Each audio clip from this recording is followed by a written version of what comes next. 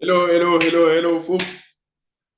All right, so in today's lesson, we're going to start a new topic, statistics. Statistics.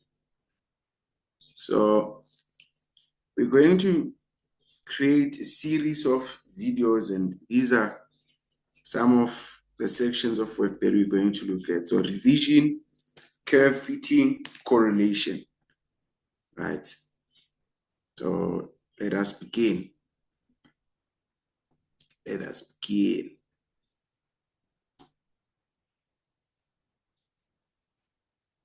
Now, we'll start by looking at measures of central tendency, right? So what are those? Measures of central tendency provide information on the data values at the center of the data set, right? And we have the mean, which is one of the measures of central tendency. The mean is the average value of a data set.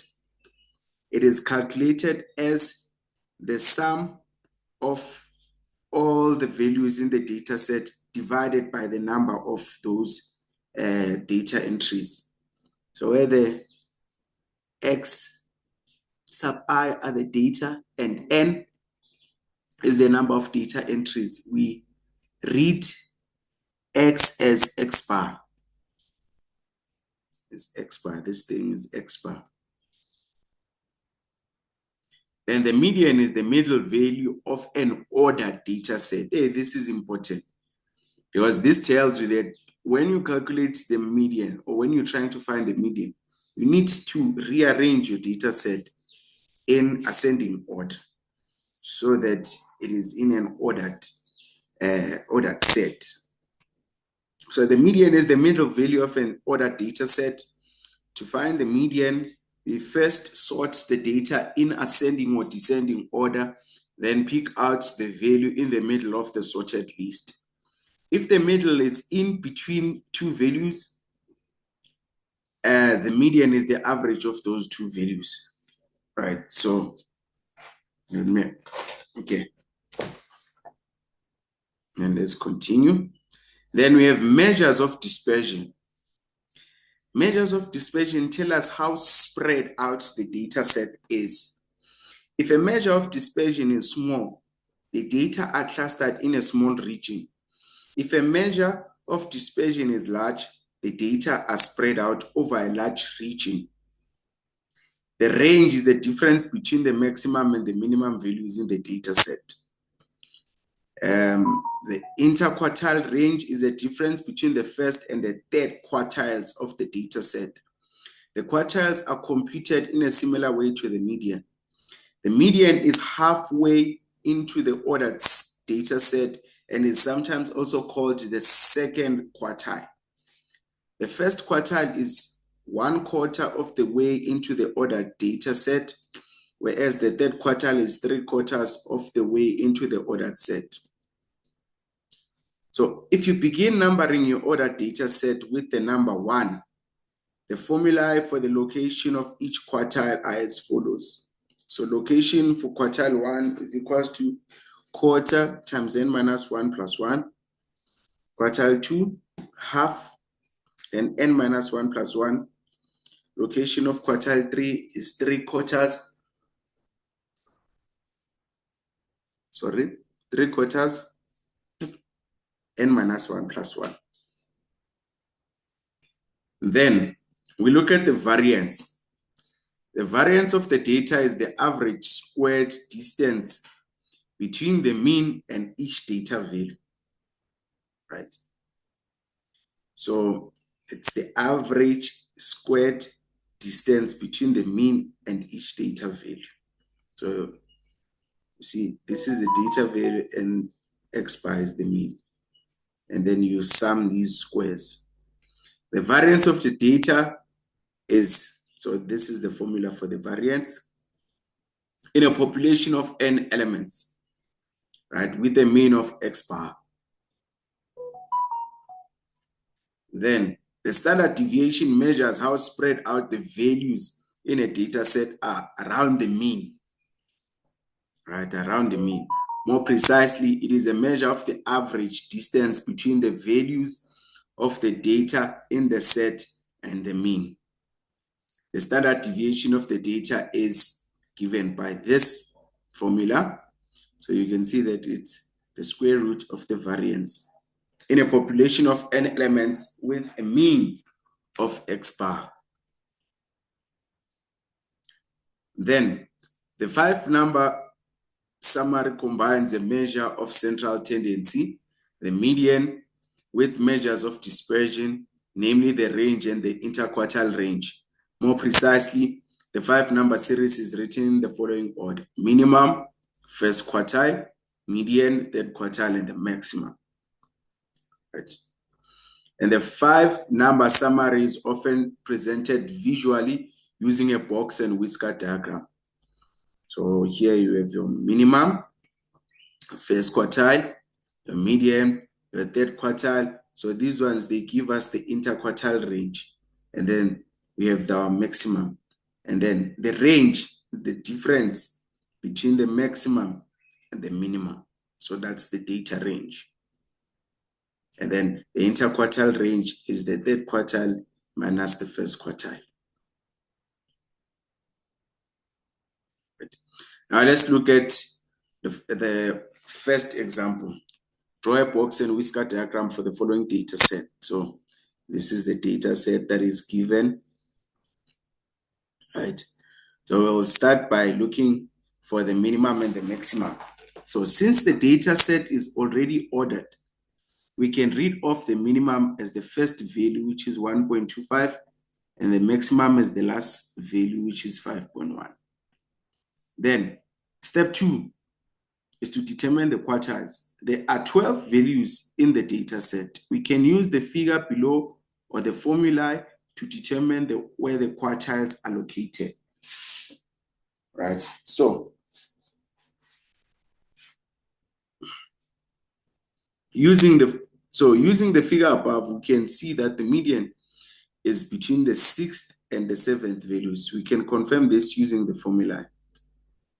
So the location of the median, remember the median is sometimes called the second quartile. So it's half n minus 1 plus 1. So that is 6.5. Right? And then, therefore, the value of the median is 3,2 plus 4,1 over 2 equals to that. Now remember, because the data set has an even number of data entries, to calculate our median, it's going to be, okay, 1, 2, 3, 4, 5 from this side, and then 1, 2, 3, 4, 5 from that side. Then you can see that between we are left with 3,2 and 4,1. So because you have two data sets, you sum them up, divide by 2. So you find the average of those two. And then that gives you the median of the data set. Right. So you can see that it's located in position 6.5. So that is 1, 2, 3, 4, 5, 6. 6.5 meaning that it's between, right? It's between. So yeah. Then the first quartile lies between the third and the fourth values. We can confirm this using the formula. Or it's the quarter, n minus 1 plus 1. So we have 11 plus 1, which is 3.75. Right, so therefore the value of the first quartile is 2,5. Right. So that is 1, 2, 3, and then 3,75. So half will be here, and 3,75 is half of half. So it's around this area, so where there's our quarter there. Right. Sharp. Then The third quartile lies between the 9th and the 10th values. We can confirm this using the formula, and therefore our third quartile is 4,775. Now that you have all your massive numbers, then you can draw your whisker diagram. So your whisker diagram is going to be something like this, right? Where our minimum is 1,25, our maximum is 5,1, median is 3,65, and then lower quartile is 2,5, upper quartile is 4,775. And let's look at example 2. You flip a coin 100 times and it lands on the heads 44 times. We then use the same coin and do another 100 flips. This time it lands on heads 49 times. You repeat the experiment a total of 10 times and get the following results for the number of heads. So for the data set above, calculate the mean, calculate the variance and the standard deviation using a table. Confirm your answer for the variance and standard deviation using a calculator. So the first thing is to calculate the mean. So the formula for the mean is x bar is equals to the sum of data entries divided by the number of data entries. Right. So in this case, we sum the data and divide by 10 because we have 10 data entries. So x bar is equals to 50.8. Right. Then the formula for the variance is this formula. So what we do is we first subtract the mean. Okay, so if these are data entries, right, you take each data entry and you subtract the mean from that data entry. So you do that for all of them. Then once you're done, you square, right, that difference. You square all those differences. You square them, right? After squaring them, then the variance is the sum of the last row in this table. So to find the variance, you sum all these numbers in the last row. So that gives you 222,56. You sum them, you sum them, then you divide by 10. Right. So if we are using the Sharp calculator, so using your calculator, change the mode from normal to start X. Do this by pressing second F and then 1. This mode enables you to type in univariate data. Right. Key in the data row by row. So this is how you do it. At 44, enter, then data, then this is what you see, and so on and so forth. Note the data button is the same as the M+ button. Then get the value of your variance like that.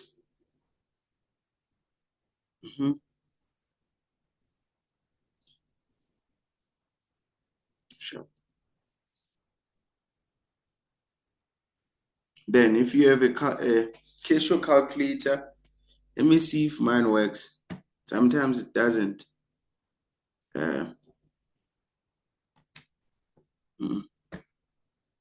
Sorry.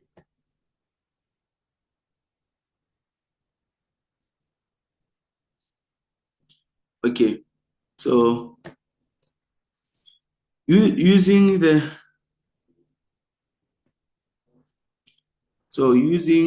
Casio calculator, switch on the calculator, press mode, right? Press mode, and then select start. For mine is 3, and then by pressing 2, then the following screen will appear. Now press 1 for variance and standard deviation. So that is 1. Then your screen should look like this. Yes. and press 44 and then enter 44, then equals 2, and then 49 equals 2, 52 equals 2, and then where are these other ones? All right.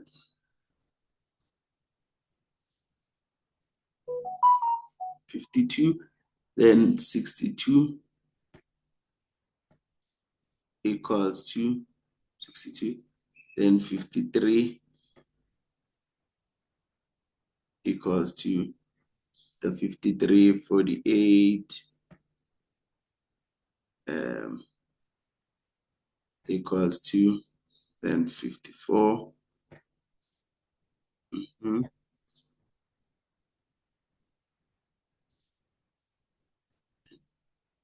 49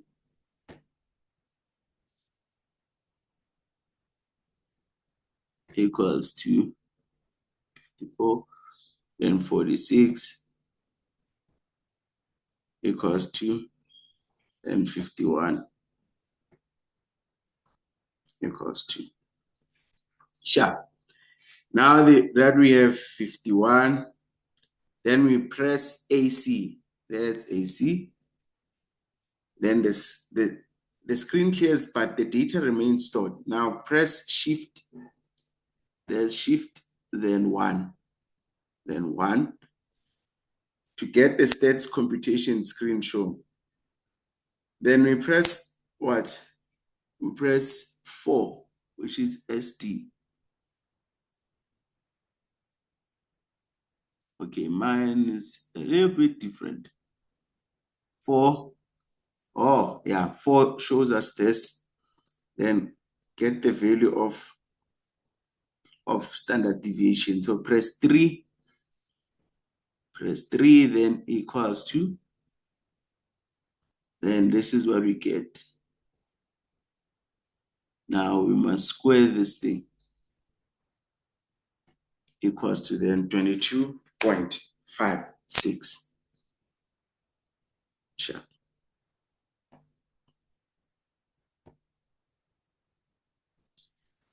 Okay. Then let's look at symmetric and skewed data. Last year, you learned about 3 shapes of data distribution: symmetric, left skewed, and right skewed. A symmetric distribution is one where the left and the right-hand side of the distribution are roughly equally balanced around the mean. The histogram below shows a typical symmetric distribution. So you see that there's a balance on the left and on the right side of your mean. For symmetric distributions, the mean is approximately equal to the median, and the left and right tails are equally balanced, meaning that they have about the same length. If large numbers of data are collected from a population, the graph will often have a bell shape. Now, this is a bell shape, can you see? If the data was, say, examination results, a few learners usually get very high marks, a few very low marks, and most get a mark in the middle range. This is a common type of symmetric data known as a normal distribution. We say a distribution is normal if the mean, median, and the mode are equal. Number 2, if it is symmetric around the mean. Then 3, 68% of the sample lies within 1 standard deviation of the mean. 95% within 2 standard deviations, and 99% within 3 standard deviations of the mean. So this is your symmetric data.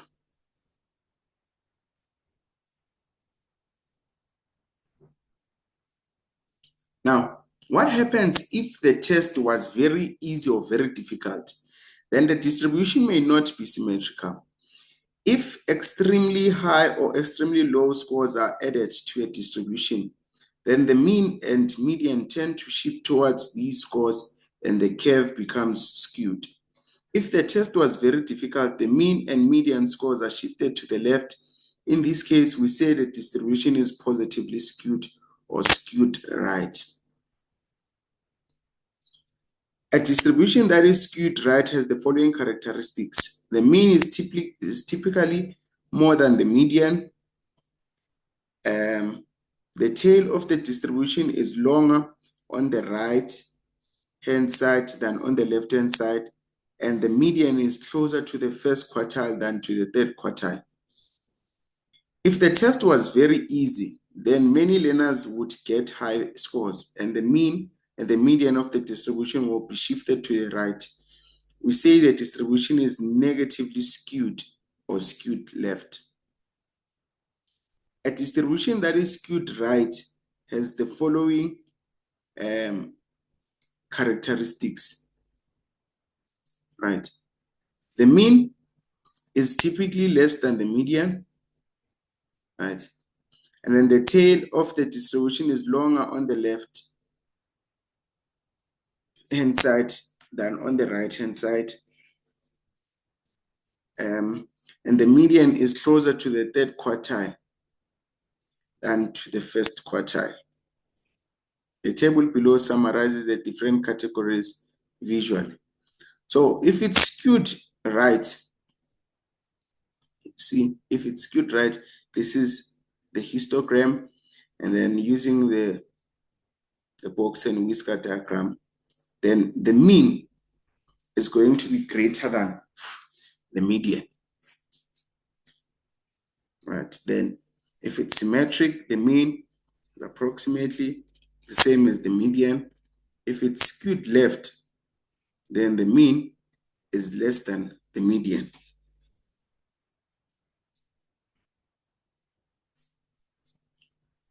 So 3 metric classes wrote a mathematics test. The test is out of 40 marks, and each class has 21 learners. The results of the test are shown in the table on the next page. So here's our results. Grade 12A, grade 12B, grade 12C.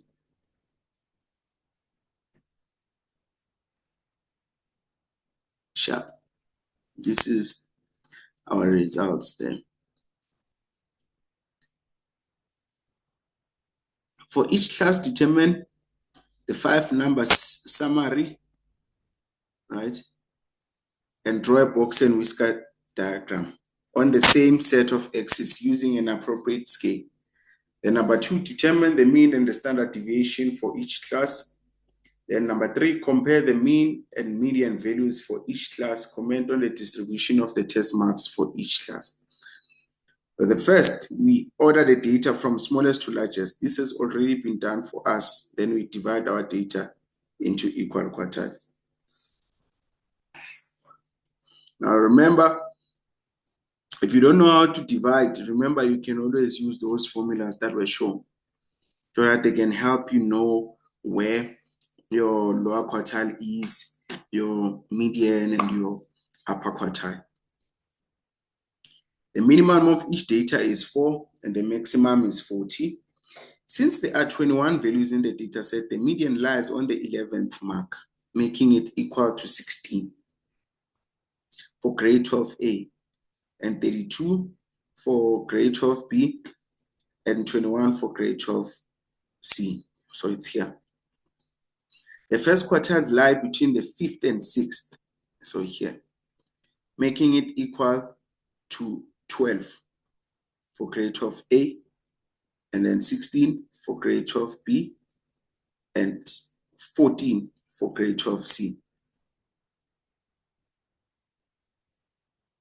The third quartile lies between the 16th and 17th values, making it equal to 36 for grade 12A, grade 12B, and 31 for grade 12C.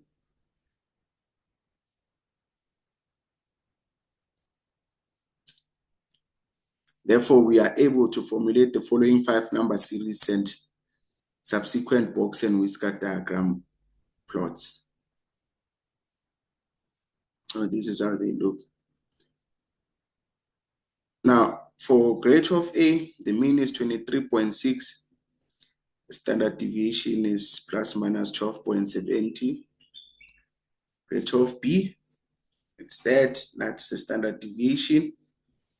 Grade 12C, the mean is 21.6. The standard deviation is 10.54. Now, if the mean is greater than the median, the data is typically positively skewed, right? And if the mean is less than the median, the data is typically skewed, is negatively skewed. In grade 12A, if we take the difference between the mean and median, so we get 7.6. The marks for 12A are therefore positively skewed because the mean is greater than the median, meaning that there were many low marks in the class with the high marks being more spread out. And in grade 12B, mean minus median, we get -5. Now, this tells us that the median is greater than the mean. The marks for 12B are therefore negatively skewed, right? They are negatively skewed, meaning that there were many high marks in the class with the low marks being more spread out. In grade 12C, the mean minus median is 0.6. The marks for 12C are therefore normally distributed, meaning that there are as many low marks in the class as there are high marks. Okay, so with that being said, guys, please pause the video and try the exercise. Pause the video and try the exercise on your own.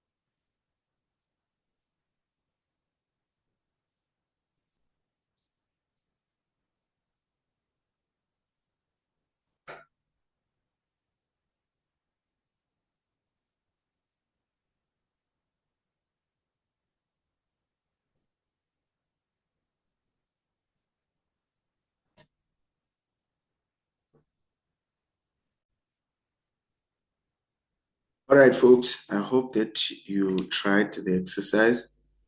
Now let's look at solutions together. So state whether each of the following data sets are symmetric, skewed right, or skewed left. A data set with this distribution is skewed right. Skewed right. Look at the tail. The tail is going to the right, so it's skewed right. Then B, this data set is symmetric. And C, look at the data set is skewed left. Then D, look at the tail, data set is skewed right.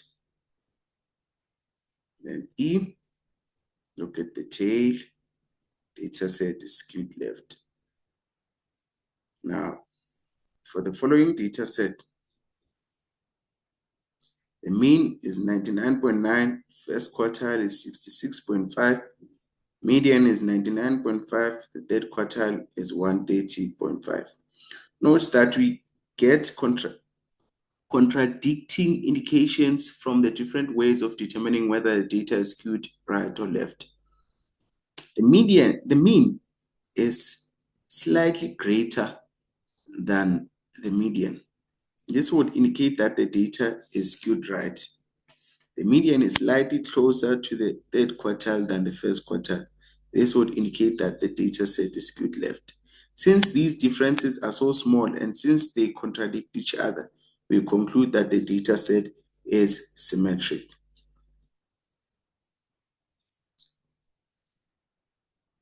Then, number 2, for the following data sets, you can find the mean,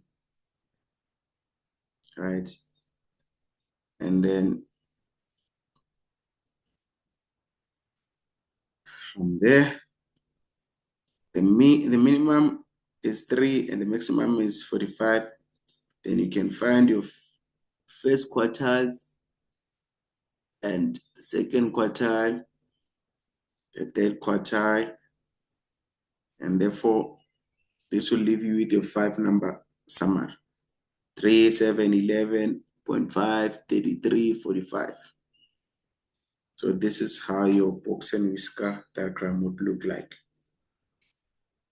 And you can see that this one is skewed to the right.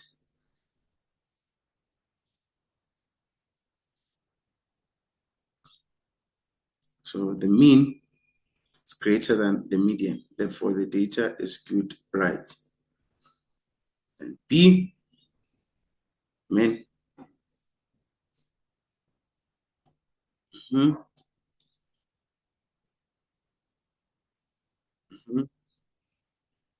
So the 5-number summary for B is 8, 21, 31, 51.5, and 100. And so this is how your box and whisker diagram would look like. And because the mean is greater than the median, therefore the data set is skewed right. And C,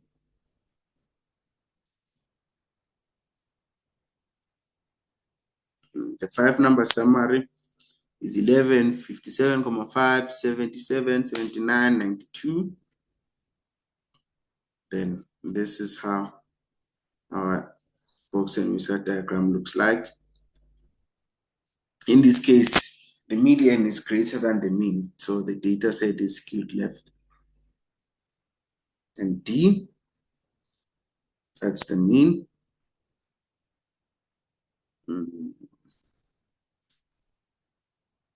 Then this is what we have.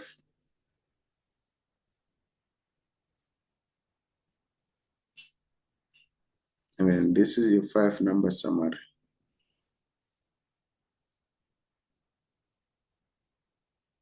This is how your data set would look like. Right. Then E.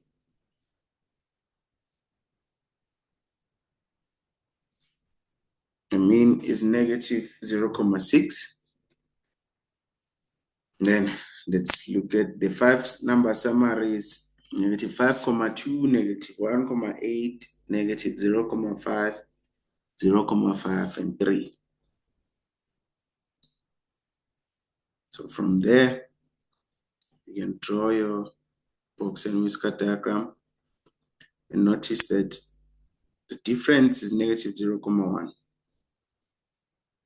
Now, since the median is greater than the mean, however, the difference is small. Therefore, the data is close to symmetric, but slightly skewed to the left. And F, the mean is 61,83. And then our 5-number summary is 25, 45, 62, 82, 97. And then this is your box and whisker diagram. And the mean minus median is that. So you can see the mean is approximately close to the median. Therefore, the data is symmetric. Right. So for the following data set, they wanted us to find the mean, variance, standard deviation, and the percentage of data points within one standard deviation of the mean. So for A,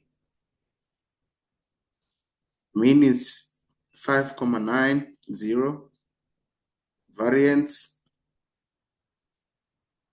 Okay, so this is how you find your variance.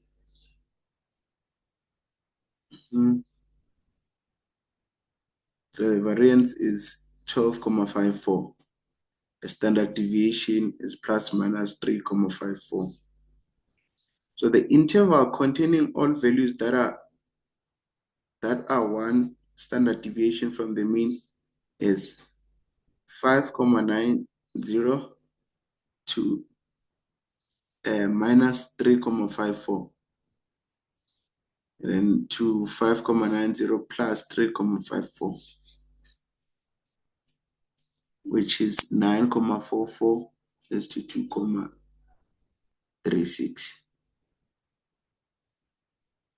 Right, so again, this 5,9 comes from the mean. So it's the mean, right, minus the standard deviation and the mean plus the standard deviation. This gives us the interval containing all values that are one standard deviation from the mean. We are asked how many values are within than one standard deviation from the mean, meaning inside the interval. There are 5 values from the data set within the interval, which is 5 over 8 times 100, which is 63% of the data points. Right, so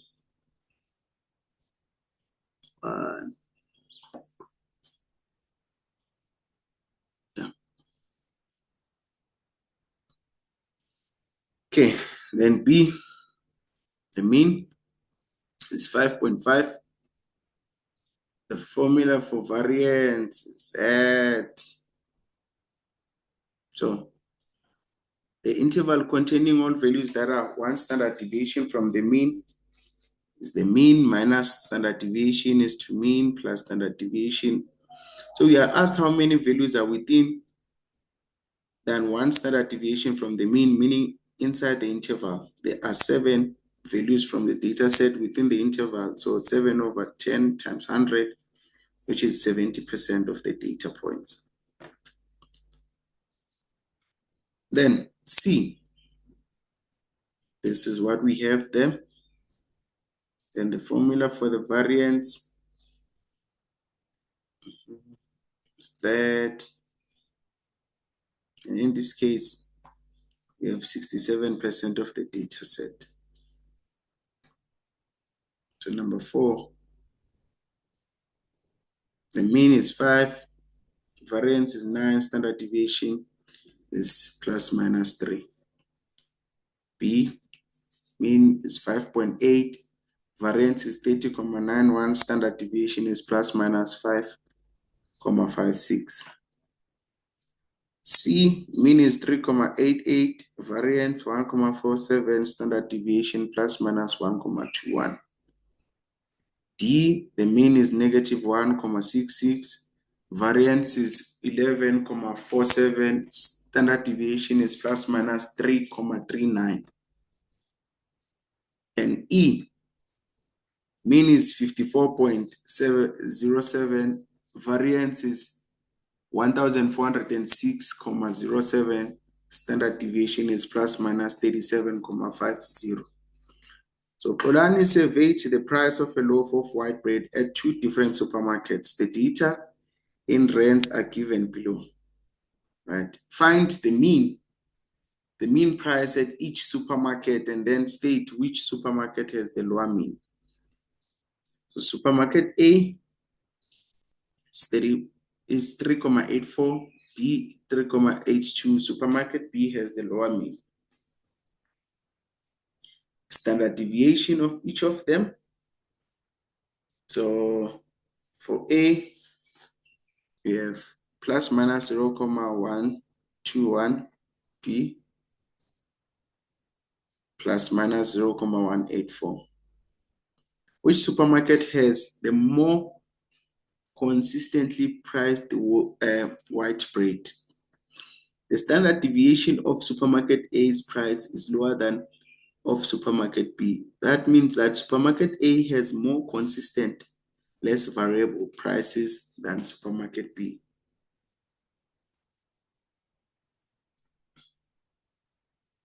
Then 6. The times for the 8 athletes who swam the 100 meters freestyle final at the 2012 London Olympic Games are shown below. All times are in seconds. So that's the mean, standard deviation. How many of the athletes' times are more than one standard deviation away from the mean? So now we are asked how many values are further than one standard deviation, meaning outside the interval. So you have 3 values outside the interval. The following data set has a mean of 14.7 and the variance of that. Calculate the value of A and B. So from the formula of the mean, we have 14.7 is equals to, so you sum all of these, right? And then plus A plus B, because we don't know what those are, then divide by 10. Then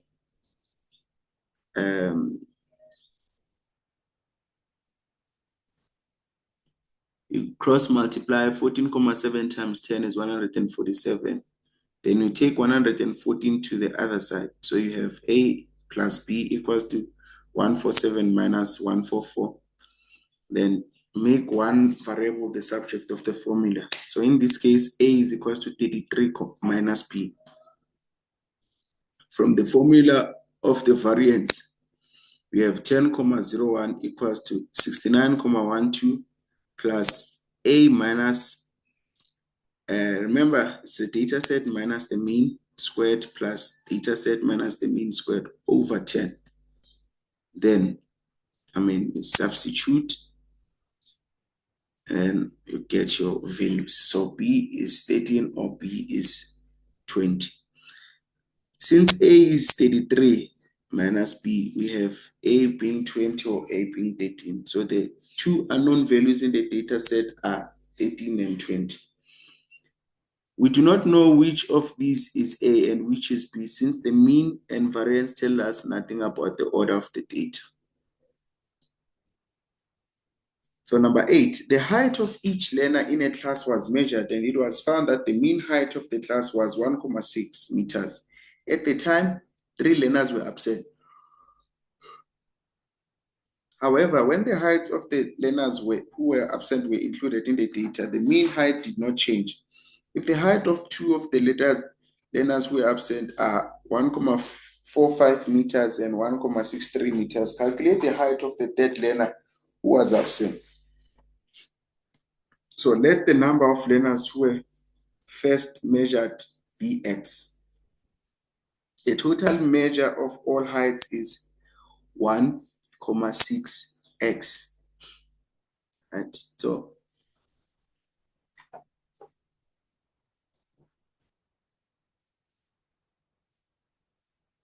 let the height of the last learner be Y. So this one is Y. Right, so we have 1.6x plus 1,45 plus 1,63 plus y equals to 1,6. Then from this, we can then be able to get our y, which is 1,72.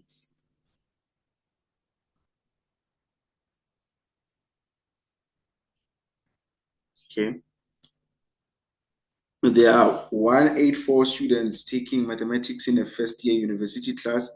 The marks out of 100 in the half year examination are normally distributed within a mean of 72 and a standard deviation of 9.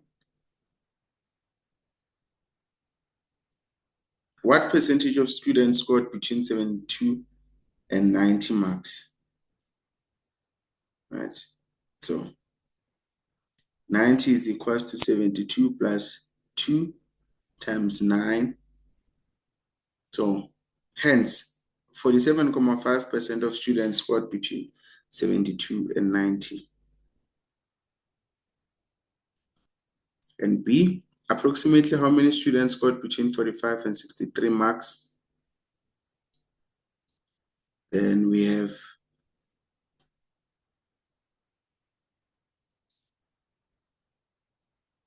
about 29 students that scored between 45 and 63 marks.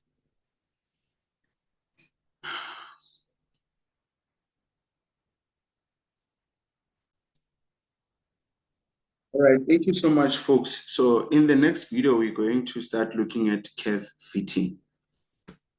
Thank you.